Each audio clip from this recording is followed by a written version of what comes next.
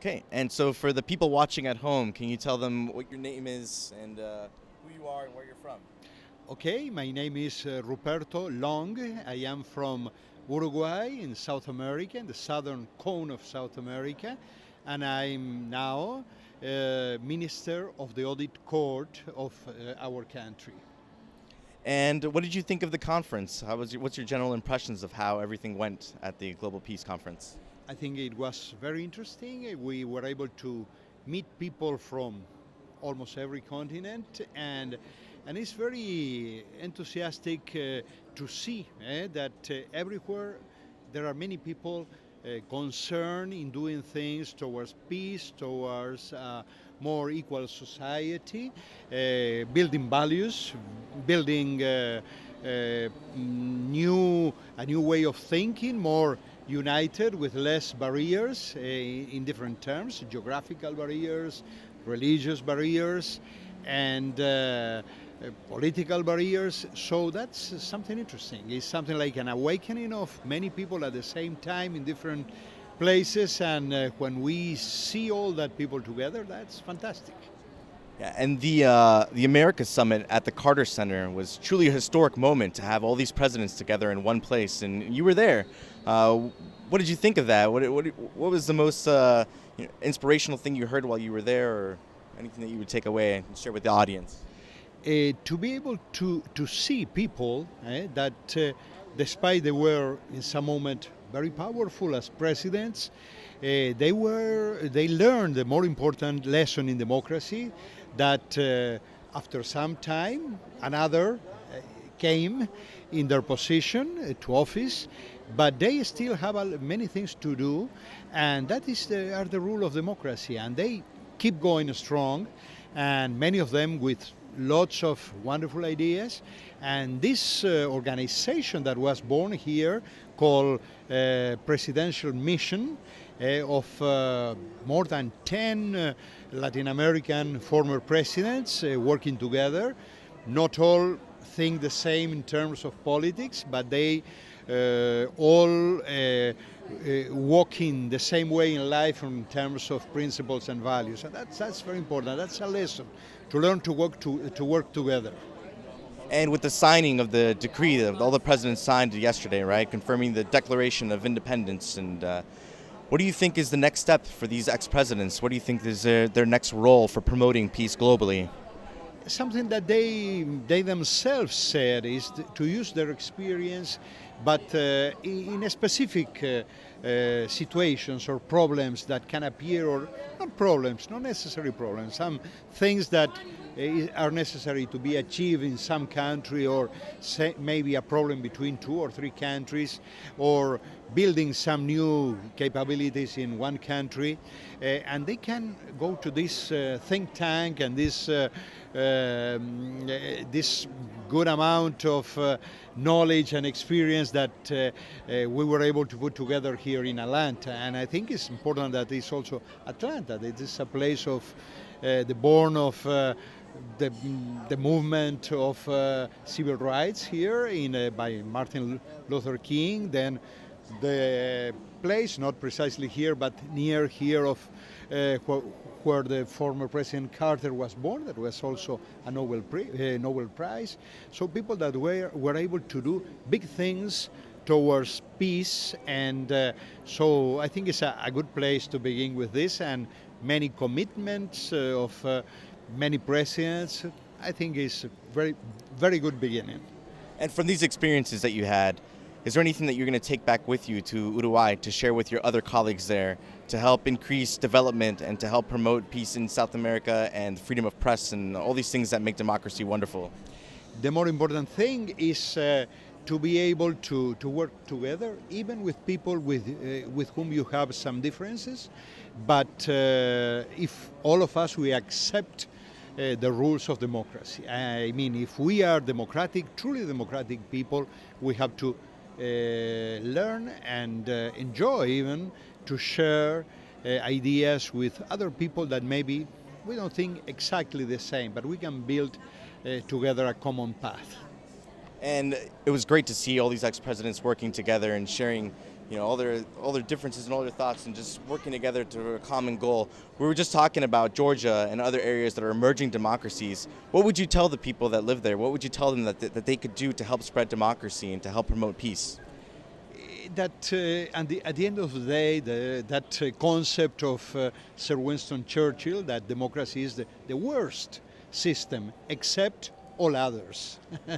So we can say many things that in democracy don't work, but if we have democracy, we have the possibility of changing those things, going towards the future.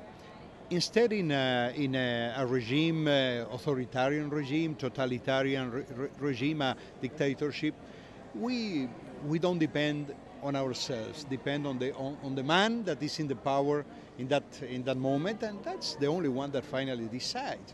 That's awful. Instead, in democracy, we may have many things that we think maybe they are not as good as we would like them to be, but in any case, we can change them for good. We have that possibility. That's the wonderful thing. And for those countries emerging to democracy, towards democracy, I think that is the big lesson. The future is in your hands. So what is your what are some of your responsibilities of your job back home? We have the control of all the expenditures of the whole government. I mean, the executive power, the presidential, also the legislative power, the judiciary system, the provinces, and we have to approve all the expenses and to verify that they are according law and according all the regulations, and then they are done in a transparent way.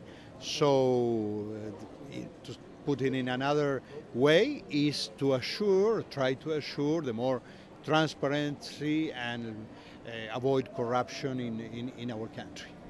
I notice, and it comes up a lot that democracy or freedom or liberty or an act of revolution like that inspires others elsewhere. And people talk about Martin Luther King as he inspired others, or the Declaration of Independence and the American Revolution inspired many revolutions around the world. And Latin America also has gone through its own revolutions, fights against colonialism, fights for independence. What do you think about that, the commonalities between those struggles and people's desire for freedom? Well, they have some common basis, that is the desire to build a better society, more equal. Finally, the three principles of the French Revolution are always there. Freedom, justice, equality, and fraternity, or more fraternal relation between people.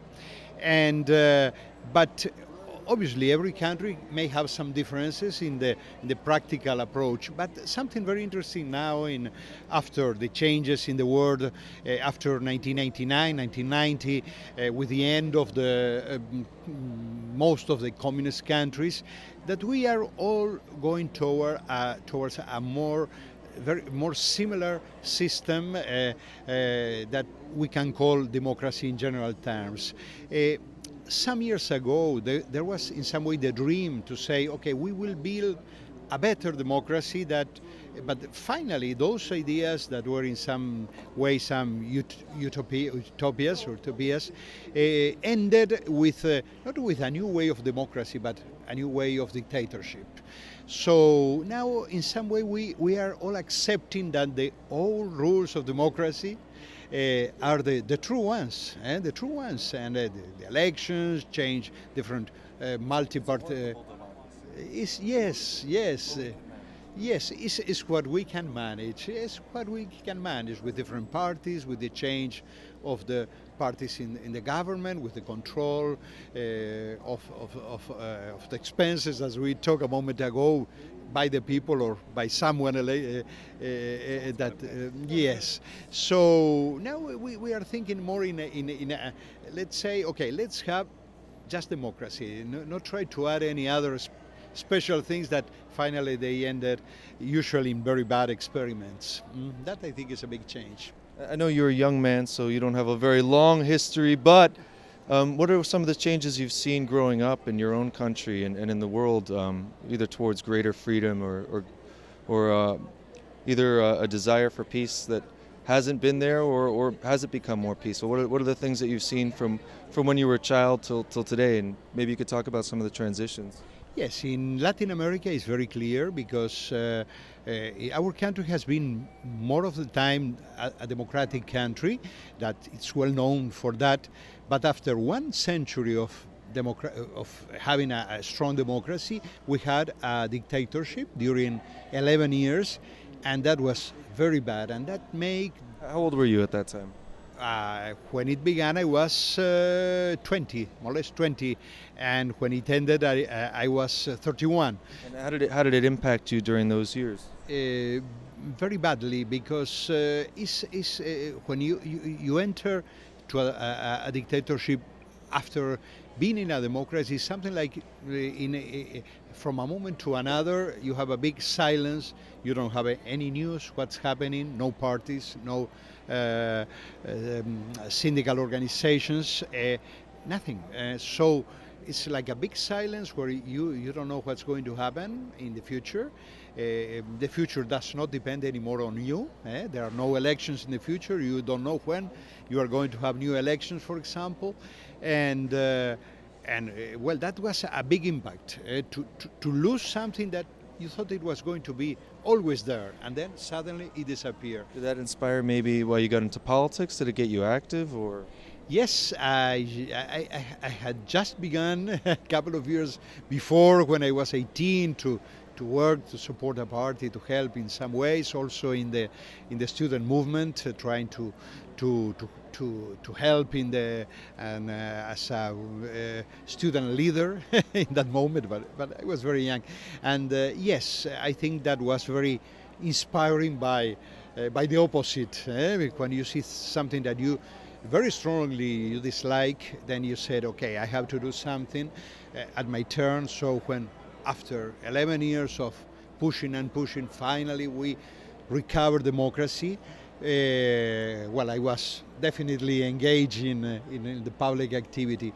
But How did it change? How did it transition back to a democracy from a dictatorship? it happened something very, very special in 1980. The military that had taken the power, they tried to establish a new constitution that was really not a democratic constitution. Was a constitution to preserve their power forever.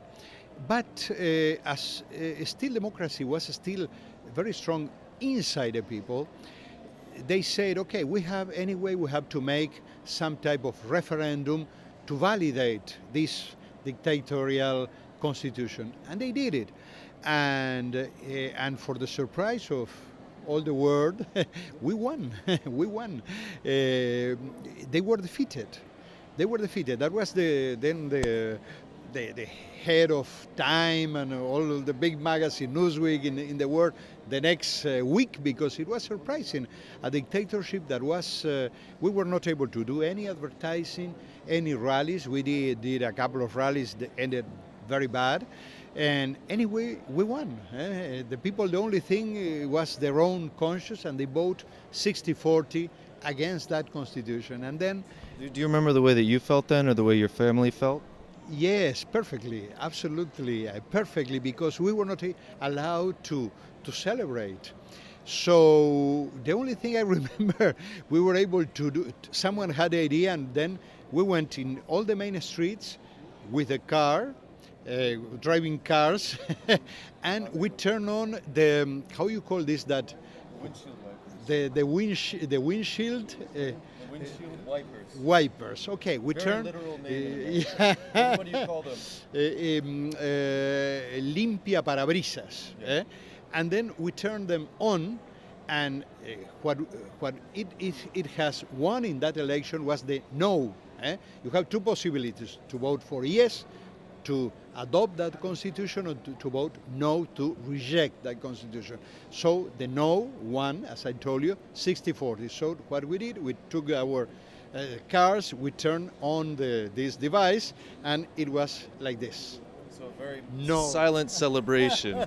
Yes, but thousands and thousands of people say no with this device. Silent celebration, but wonderful moment. I was with my family, my own family, or with my parents, and we were all. It was a relief, and Yes, and we were crying in some way and shouting, but inside our houses. And that was the end. After 3 years, the military called to new, in that case, democratic election with the old constitution, and well, that was a return of democracy. But the good thing that is that after many years, now almost in all the countries in Latin America, with the exception of Cuba, you have democratic elected authorities. In some countries, it's true that you have some governments that are not acting in a democratic way. They are going against the press. They are not. They are being too strong with the opposition, much more than what is allowed by law. But really the only country that is a full dictatorship is Cuba, from my point of view. All the other countries in Latin America, and we are talking about a couple of dozens, are democratic elected authorities. do you still dialogue with these countries? Pardon me? Do you dialogue? Do you still have discussions, negotiations?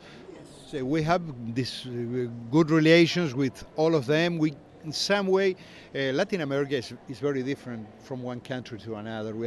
You have countries that has had some history or a heritage very different than others. It's not the same. Well, then how does something like what was done over the course of the last few days, which I guess was a process that started earlier, but how does something like this affect that relationship? Well, that is what we have to do much more to build a more close relation. Today we were able to talk a long time, for example, with the President Colom of Guatemala. We are very far from Guatemala. Guatemala is much nearer to the States than to our country that is almost near the Antarctica. So we are very far. But when we begin to talk, we see we have a common heritage. We are probably different, we live in far, but we have many common things. Not only the language, but the way we think in many things is very similar. Some clicks. That's true. And then here's my last question, and you can follow up with anything else you want to share. You know, since this conference is about leadership and about taking responsibility, and we were just talking about, I want to talk about maybe a vision for young people. And as you were a young leader, and now you've had a life of being involved, and hopefully for the improvement of your country. I know it's a difficult task. What is some words of inspiration or words of advice that you would give to a young person who might be frustrated that change isn't happening fast enough, that the democracy that they read about might not necessarily exist, that everyone wants peace, yet we look around and there's war and suffering? What would you say to that frustrated person, or that person who has a dream and a passion for peace? Well, I would say two things. First, that the road toward peace and all and any very important thing that we want to achieve as peace is a slow road. And all of us, when we were young, we thought we were going to change the world.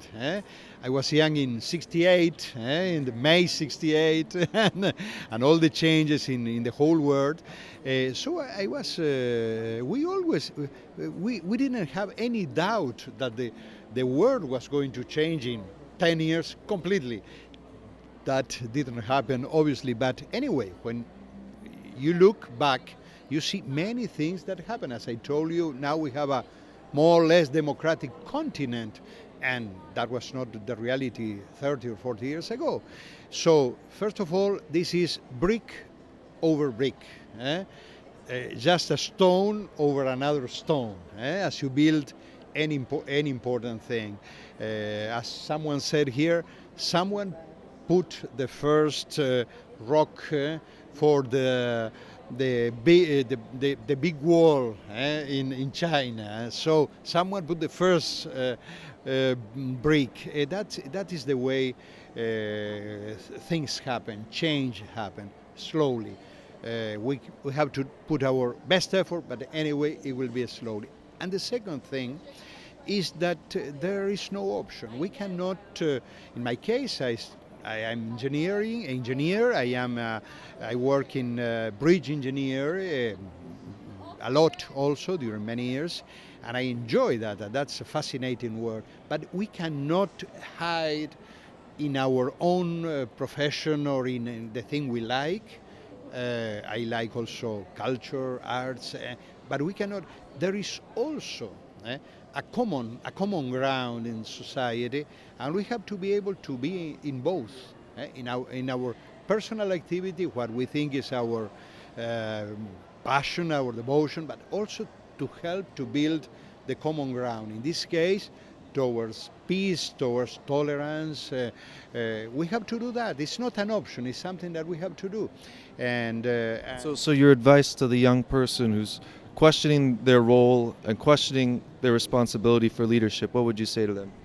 Get involved, get engaged and committed, and do your best. Not just see what the others are doing and make a comment on what others are doing. Get involved, go inside. If you think this organization it can in some way have your dreams, or can okay, go ahead, go inside, do your best. Not leave that to others, and just say, okay, I'm an engineer, I'm a lawyer, I'm an artist, I'm a painter, a novelist, and no, the common ground, the things that we have to build together. That's also important. So we have to work with the two feet. One more personal, more individualistic, also necessary, and the other, what we have to build in common with others. And that might close it there, but is there anything else you have to say in the closing of this conference? After I remember seeing you on the way in, we were both coming probably from the airport, and now I think we're probably both a little tired and getting ready to go. But is there any feeling that you have as you leave, or any message that you have to share, or something that you'll bring back with you? Yes, obviously many things, but the more important thing is when you think that something worked. I think this was not just a meeting with a lot of talking like all meetings, but also a meeting that left some rocks, some basic decisions for the future. So I think that some things that emerged here as the presidential mission were very good. Many other things that people said of what they are doing, not just what they think, but what they are doing in Indonesia, in Africa, in Kenya, in some countries of Latin America. All those things of people doing things. That's a good feeling. So we are tired, but satisfied anyway. Thank you very much. I appreciate it. Thank you. That was wonderful. Thank you. Thank you. That's a pleasure.